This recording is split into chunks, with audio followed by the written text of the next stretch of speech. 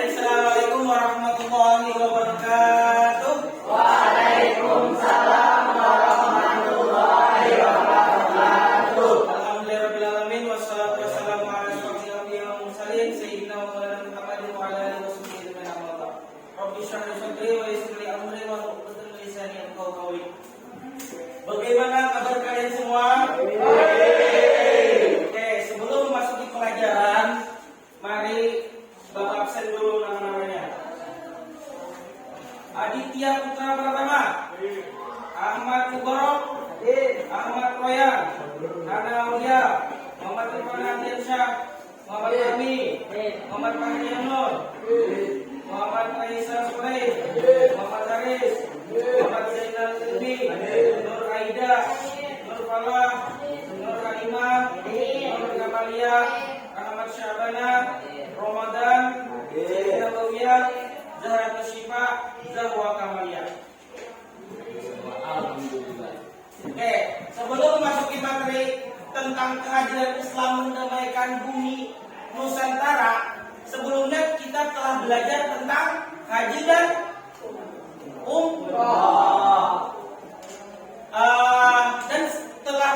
Dan sudah kita ketahui haji itu apa dan umrah itu apa. Dan sekarang kita belajar tentang kehadiran Islam mendamaikan bumi Nusantara. Nah, di sini kakak akan menjelaskan tentang alur perjalanan dakwah di Nusantara. Raisa, baca. Indonesia dikenal sebagai negara penduduk muslim terbesar di dunia. Padahal jika kita melihat sejarah, lahirnya agama Islam yang dibawa para nabi, Indonesia tidak begitu dikenal, namun berkat keinginan para dia dari ulama, perkembangan Islam di Nusantara begitu pesat sampai saat ini sejak. Oke, stop. Nah, jadi Islam ini perkembangan yang sangat pesat itu pada ketika para dai dan para ulama itu menyebarkan agama Islam di Nusantara. Bukan akibat para nabi, tidak. Tapi jikalau kita lihat tentang sejarah sebelumnya itu di bawah para nabi, maka Islam di Nusantara ini tidak begitu dikenal. Ketika ada para dai dan para ulama, maka Islam dikenal di Nusantara. Nah, itu selanjutnya. Sejak zaman prasejarah, penduduk Nusantara dikenal sebagai pelayaran-pelayaran tangguh yang sanggup mengarungi samudra lepas. Menurut catatan sejarah, pada awal Masehi sudah ada jalur pelayaran dan perdagangan antara kepulauan Indonesia dengan berbagai daerah di negeri Asia Tenggara. Nah, pada zaman prasejarah, pada zaman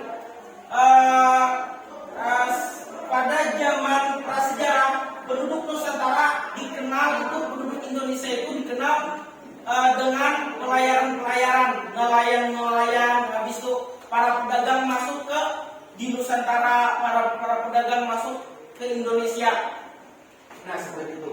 Masuknya agama Islam di Nusantara melalui jalur perdagangan.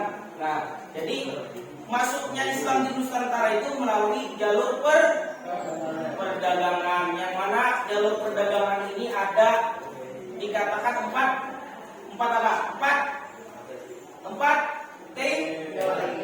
teori.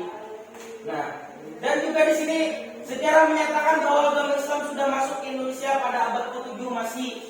Namun keberadaan para pemeluk ajaran Islam menjadi jelas pada abad ke-13 yang ditandai dengan berdirinya kerajaan Samudra Pasai. Nah, padahal Indonesia itu Islam itu dikembangkan atau hadirnya Islam itu pada abad ke-7 Masehi.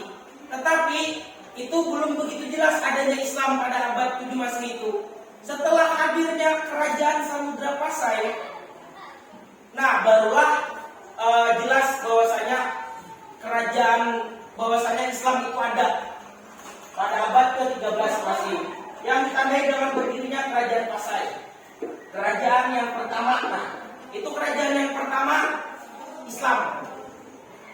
Menurut para ahli sejarah ada 4 teori kedatangan Islam yang ke Indonesia, yaitu apa aja 4 teori itu? Ada yang tahu?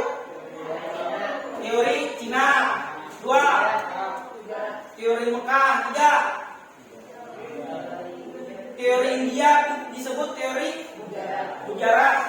Ketiga, teori dari Iran, Persia.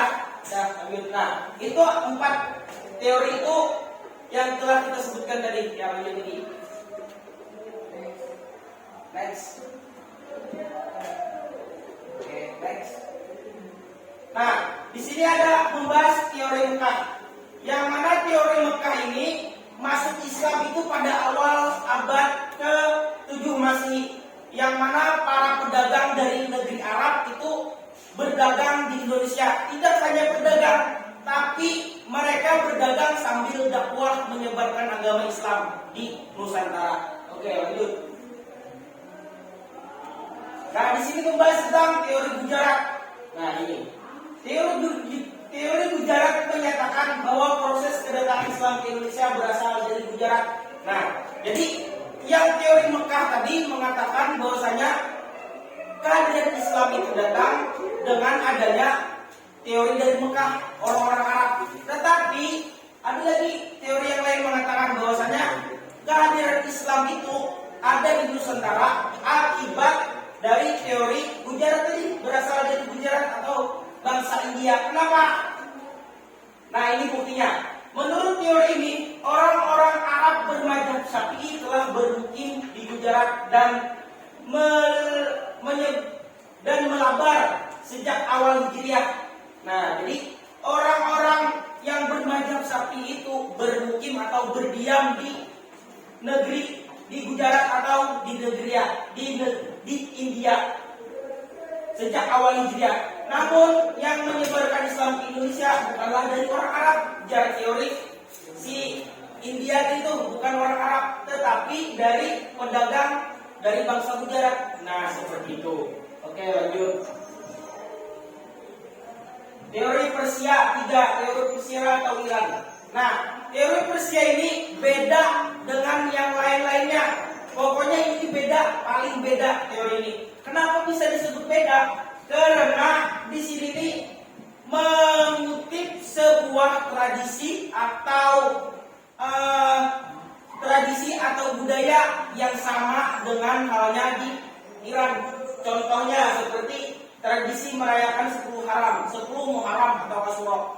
Kalau yang di Indonesia nih, kalau yang buat antum tahu bagaimana merayakan 10 Muharram itu? Ada yang tahu? Apa? Bagi-bagi bubur. Apalagi? Kalau dari orang Jawa, tidak boleh keluar rumah, ya enggak? Itu orang Jawa selama 10 Muharram itu, selama tradisi merayakan di bulan 10 Muharram.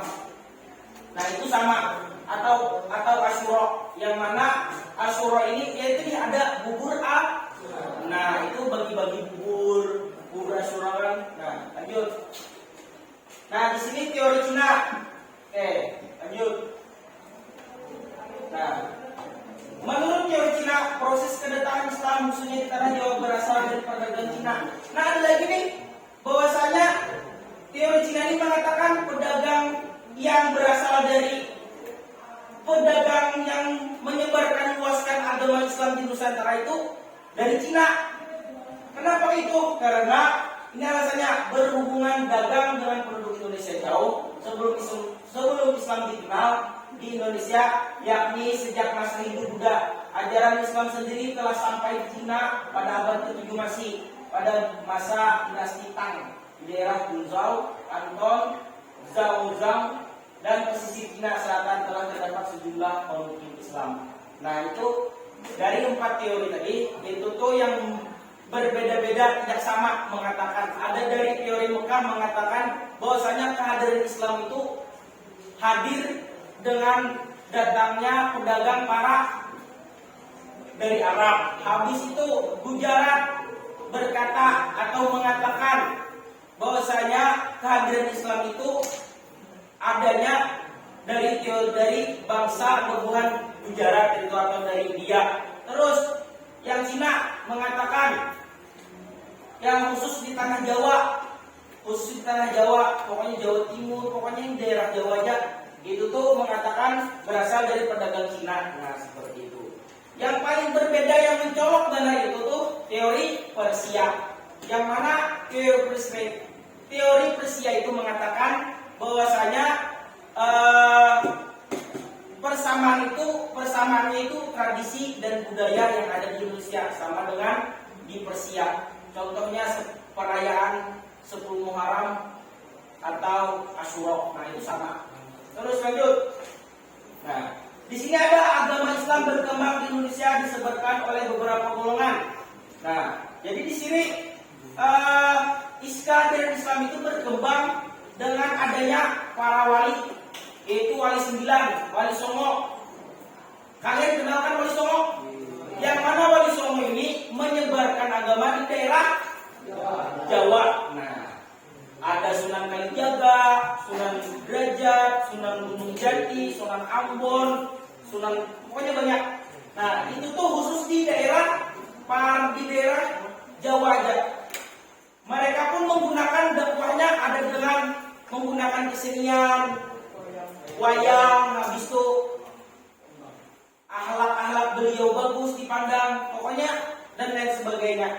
Nah, di sini ada lagi dari jalur perdagangan yang mana sudah kita jelaskan tadi itu. Di jalur perdagangan itu sangatlah pesat di jalur perdagangan ini. Kenapa? Karena di situ tuh pembuahannya itu tidak sekedar menjual aja, gitu, tidak sekedar menjual, tapi menjual barang selagi berdakwah. Habis itu perilaku mereka baik, tutur kata mereka baik, akhlak mereka baik. Makanya itu Islam dikenal dari jalur perdagangan. Jalur perkawinan. Nah, jalur perkawinan ini yang mana dari bangsa Arab yang datang dari pedagang yang datang dari Indonesia itu menikah dengan para anak raja, habis itu para pribumi, para putri raja, bangsawan. Nah, dari situlah keturunan-keturunannya menjadi Islam semua. Nah, terus jalur pendidikan. Para mubalik pendidikan lembaga pendidikan Islam di beberapa wilayah Nusantara berdiri sejak pertama kali Islam masuk ke Indonesia. Ada yang tahu Pondok Tebu Ireng? Tahu? Itu sudah lama benar. Nah, itu contohnya pesantren-pesantren, madrasah ibtidaiyah, habis itu SD atau segala macam. Pokoknya di zaman dulu itu, sebelum datangnya ajaran agama Islam, pendidikan itu sangatlah tidak berinstitut ya orang tuh. Yang mana setelah adanya Islam, kehadiran Islam, maka di situ diajarkan agama, metodenya bagus, apa segala macam. Nah itu. Terus hubungan sosial mereka yang orang Islam nih dengan hubungan sosial dengan masyarakat lain itu bagus. Dari akhlaknya, dari tutur katanya, pokoknya santun semuanya. Nah, terus juga kesenian, yang mana kesenian ini digunakan sebagai sarana dakwah. Nah, itu dia. Ada yang ditanyakan sampai sini? Masalah terkait tentang kehadiran Islam mendamaikan bumi Nusantara. Ada yang ditanyakan atau gimana? Gak ada. Nah, sudah, alhamdulillah. Thank you for your attention. Terima kasih atas perhatiannya. Nah, sudah habis, alhamdulillah. Mungkin sampai di sini aja. Mudahan apa yang kakak sampaikan bermanfaat bagi antum. Wabillahi taufiq wal hidayah. Wassalamualaikum warahmatullahi wabarakatuh.